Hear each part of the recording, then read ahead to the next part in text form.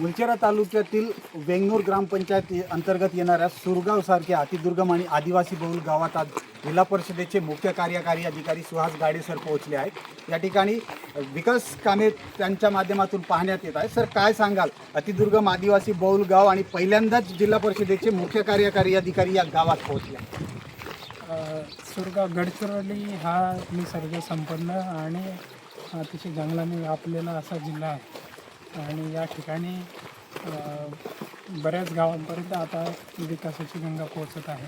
तर त्यामध्ये सुरगाव हे गाव एक अतिशय दुर्गम असलेले गाव। या ठिकाणी आता जिल्हा खनिज प्रतिष्ठानामधून PM जन्मनच्या घरकुलांना सोलार देण्याचं काम असेल, तसेच अंगणवाडी असेल, प्रकल्प कार्याकडून बांधलेलं मल्टीपर्पज सेंटरमध्ये बहुउद्देशीय सभागृह असेल, याच्यामार्फतून आपल्याला गावामध्ये चांगली विकासाची कामं करण्याची संधी आहे आणि त्यातून लोकांना एक दर्जेदार शासनाच्या सर्व सुविधा भेटाव्यात, हाच एक हेतू आहे। या गावात, या भागातील अनेक गावे जवळपास पावसाळ्यात 5-5 महिने संपर्क क्षेत्राच्या बाहेर राहायचे। आज शासनाने मोठी निधी दिली आणि या ठिकाणी रस्ते, पुलांचे बांधकाम आणि विकास कामे मोठ्या प्रमाणात झाले आहे। अंगणवाडी, शाळा आणि प्राथमिक उपकेंद्र आपण स्वतः भेट दिलात, काय परिस्थिती आहे?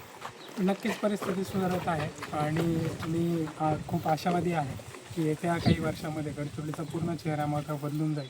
ही एक परिवर्तनाची नांदी आहे आणि आपण सगळ्याच मूलभूत ज्या सोयीसुविधा आहेत, आरोग्य असेल, शिक्षण असेल, पोषण असेल, या सगळ्यांसाठी पूर्ण जिल्हा प्रशासन प्रयत्न करत आहे आणि त्याचे नक्कीच परिणाम आपल्याला दिसून येतात। विशेष म्हणजे विद्यार्थ्यांसोबत आपण संवाद साधलात, अंगणवाडीतील विद्यार्थ्यांची आरोग्याची पाहणी केली, काय सांगा?